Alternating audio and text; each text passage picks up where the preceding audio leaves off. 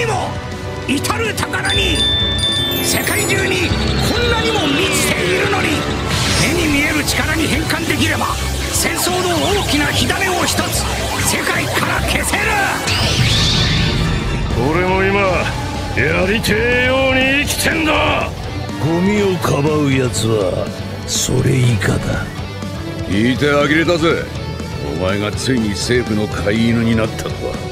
全員返り討ちにしちゃるがのは。いずれにせよこの翌日に迎える事件の結末は世界に思いもよらぬショックを与えることとなる。どこから入った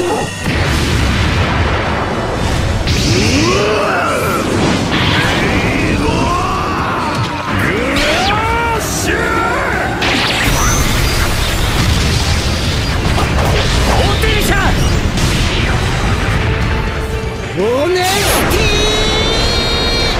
ィインパクト。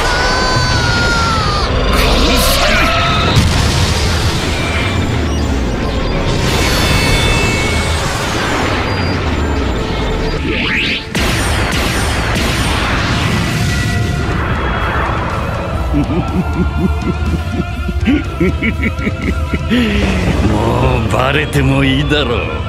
権力は足が速い。すぐに腐っちまうもんさ。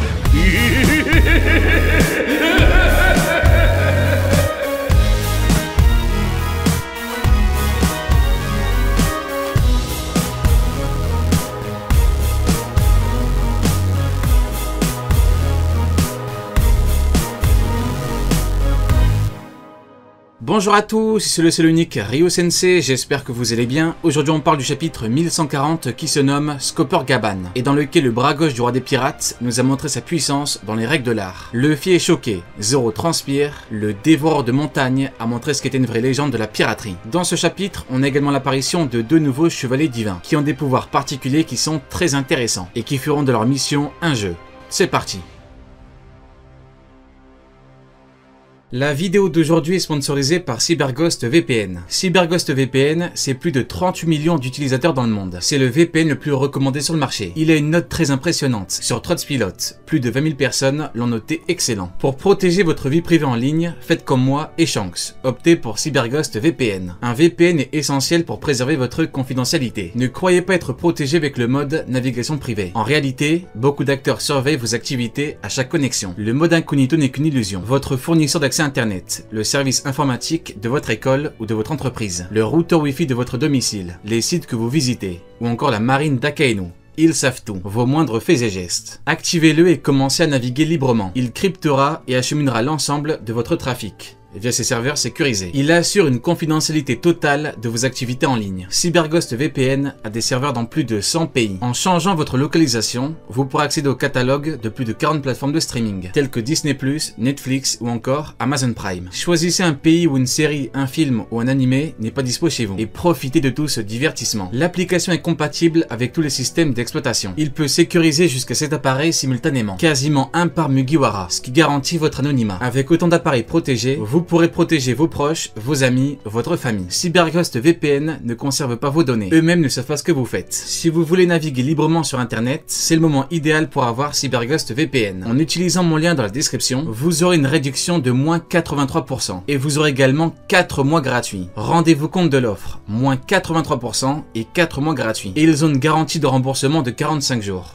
Et un support 24 heures sur 24, 7 jours sur 7, rien que pour vous. Alors utilisez le lien dans la description, téléchargez CyberGhost VPN et protégez-vous dès aujourd'hui. On a un chapitre en deux parties. Une partie sur Gaban, le bras gauche du roi des pirates, contre Luffy et Zoro, et une partie sur les chevaliers divins, Shamrock le chef et Gunko qui en invoque deux. On va donc faire ça en deux parties, Gaban et les chevaliers. Et bien évidemment, les deux parties sont hyper intéressantes, importantes et puissantes. Et comme d'habitude, les deux mots d'ordre des Shiro Oda sont l'intrigue et la puissance. Luffy veut récupérer une clé et il la récupère en se retroussant les manches. Parce que c'est comme ça qu'on a ce qu'on veut dans ce monde si cruel et dangereux. Le prochain roi des pirates veut une clé, il doit faire face à un véritable démon pour l'avoir. On n'y échappe pas, c'est une règle universelle. Scopper Gaban fait honneur à son surnom de dévoreur de montagne. Dans la vidéo pré-chapitre, on a parlé de sa légende en long, en large et en travers. Et après qu'on nous ait raconté ces légendes, place aux actes. Parlons donc de lui, car il a utilisé une technique qui fait honneur à son surnom. En effet, il utilise une technique destructrice. Yasuo Takeru. Yasuo Takeru est un nom qu'on retrouve dans le Nihon Shoki,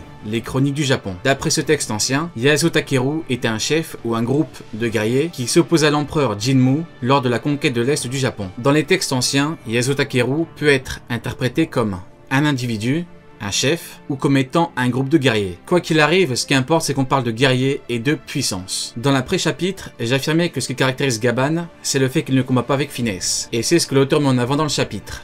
Car Gaban est un destructeur, qui attaque avec férocité. Gaban détruit, Gaban annihile. Zoro a hurlé et esquive Luffy. Il lui dit esquive car la technique est extrêmement dangereuse. Parfois, il y a des coups ou des techniques qui ne paraissent pas dangereuses, mais qu'ils sont réellement. Voilà pourquoi quand quelqu'un est en première ligne et qu'il le comprend, il peut dire esquive, car il ressent le danger. C'est arrivé quand Big Mom a dit à Kaido d'esquiver.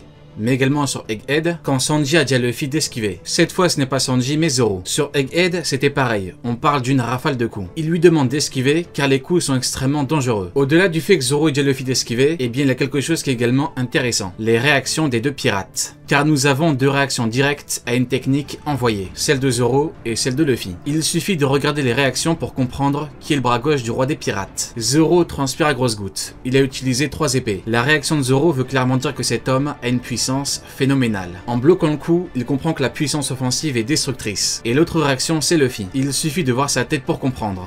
Il est sous le choc. Il est choqué par la puissance offensive que Gaban déploie. Ça, c'est une réaction directe à une technique. Il réagit en conséquence. Il réagit à une puissance offensive dont il fait face et qui le met immédiatement en danger. Et enfin, la troisième réaction qui est importante, c'est Luffy qui se met en guerre 5 immédiatement et qui dit à Zoro, on y va à 2. Cette réaction, c'est la conséquence de la puissance de Scopper Gaban. Et cette action est hyper intéressante, car on comprend qu'ils ont compris le danger qu'ils représentent. Dans l'œuvre, il y a plusieurs cas où on s'y met à 2. La question est de se demander si ils ont besoin de se mettre à 2. Et en fait, le différentiel de niveau fait, et là il faut comprendre la nuance, qu'ils ont besoin d'être à 2 s'ils ne veulent pas se retrouver dans une situation délicate. Ça peut paraître fou, mais je vais m'expliquer. J'ai prouvé par A plus B le niveau de Scopper Gaban, le bras gauche de Roger, l'égal du bras droit Rayleigh. Inférieur à un empereur, supérieur à un amiral. Il peut donner un gros combat à un empereur, et même un très gros, le mettre en difficulté, voire le blesser, mais la victoire est compliquée. Par contre, il y a une différence avec Rayleigh, car Rayleigh est inactif depuis 20 ans. Et vu que Gaban réside à Elbaf, il serait plus apte à être actif que Rayleigh. Le fait est que Gaban est plus fort que Zoro.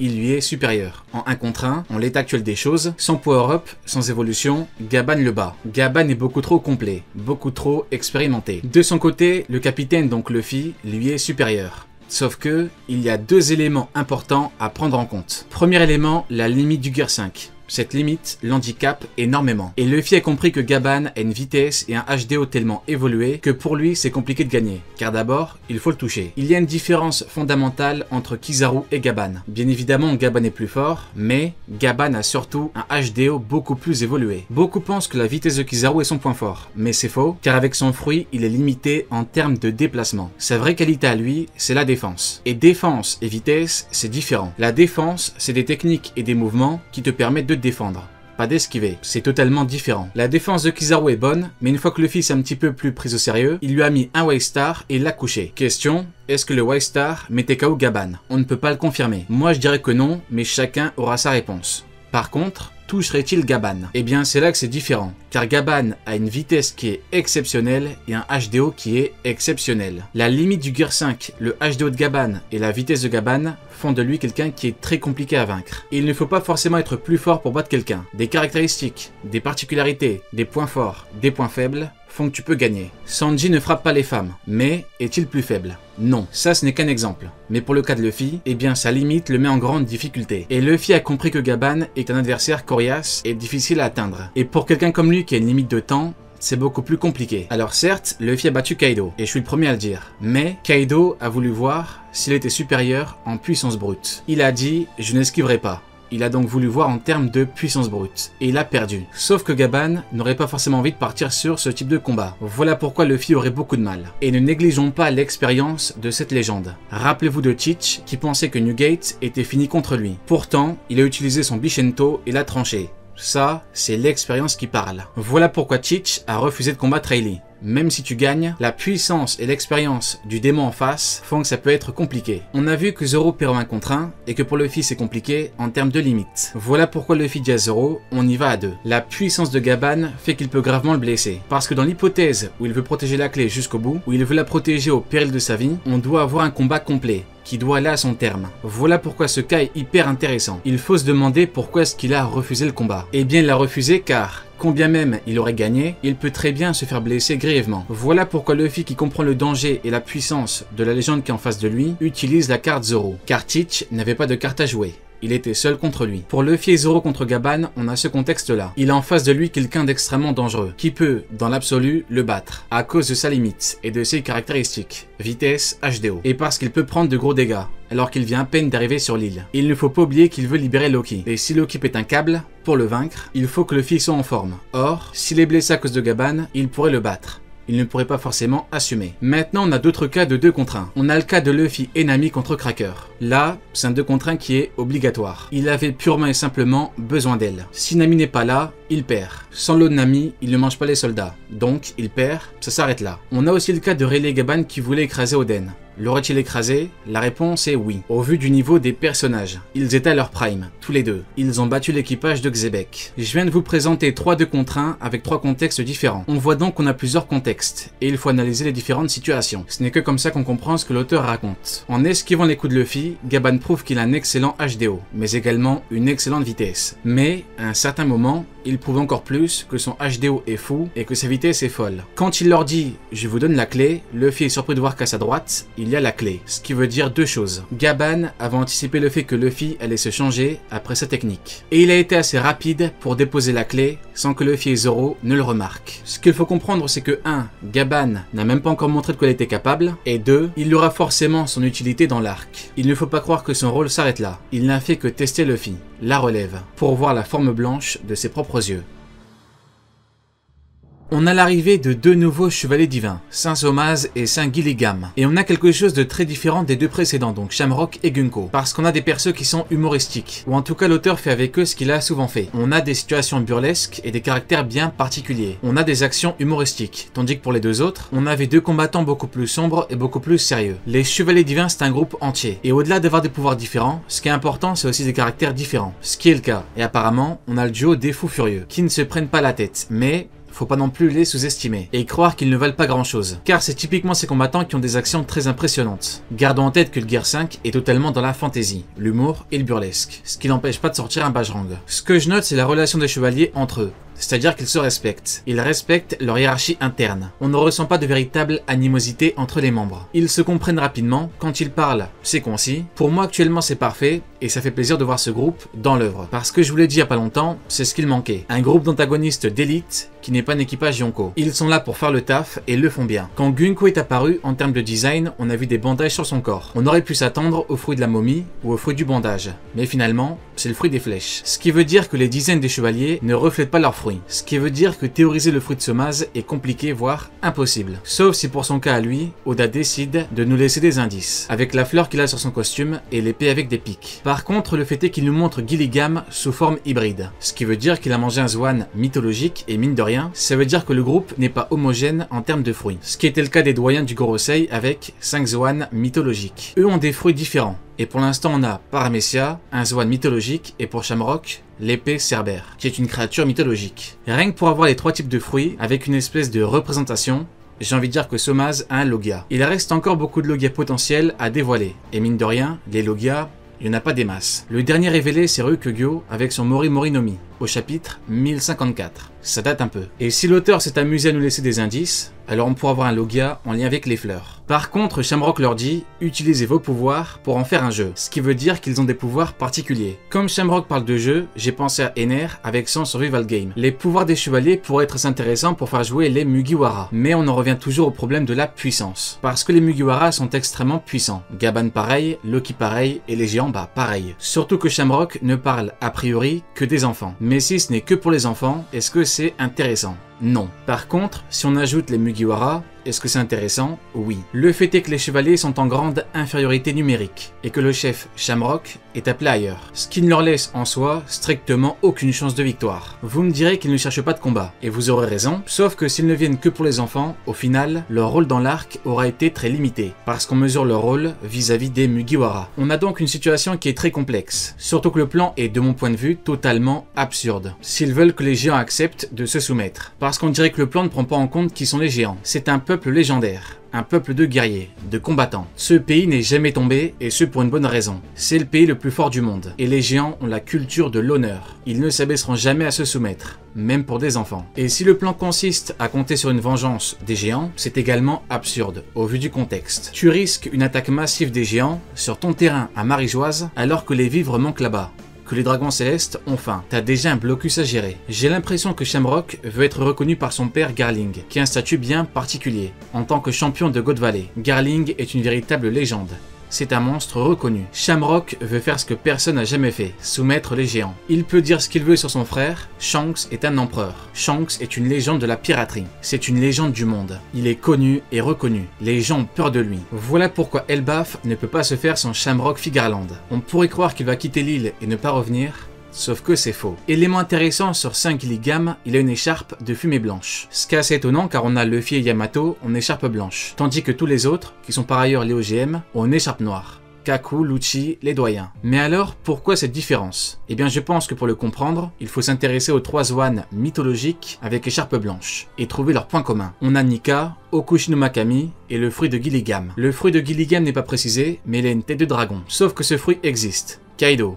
Par contre, attention, c'est un dragon bien précis, le Seiryu, ce qui veut dire qu'on peut avoir un autre dragon. Et si ce n'est pas le cas, alors le Kirin. Je pense que l'écharpe blanche peut être en lien avec 2 éléments. C'est en lien avec la pureté de l'âme, ce qui veut dire que ce chevalier est bon, profondément bon, et chez eux ça existe. Newsguard, ou alors c'est en lien avec l'essence même de la créature, parce qu'il faut qu'on ait une créature protectrice. Nika, le dieu soleil, qui libère, sauve, aide, protège. Le Okushi no Makami est un loup protecteur. Pour Gilligam, que ce soit un dragon ou Kirin, ça fonctionne. Car le Kirin est une créature mythologique qui symbolise la paix, la sagesse et la protection. Il apparaît en période de prospérité pour annoncer un souverain juste. Il chasse les esprits maléfiques et apporte la sérénité. En Chine, au Japon et en Corée, il est vénéré comme un gardien. Et pour les dragons, oui, des dragons protecteurs et bienveillants, ça existe. On verra ce que l'auteur a préparé pour lui. Mais je pense qu'il risque de nous surprendre, parce qu'il dégage quelque chose de particulier. Et comme il a un Zoan mythologique, le potentiel est énorme. Allez, Jané, tu n'auras pas regardé ma vidéo pour rien.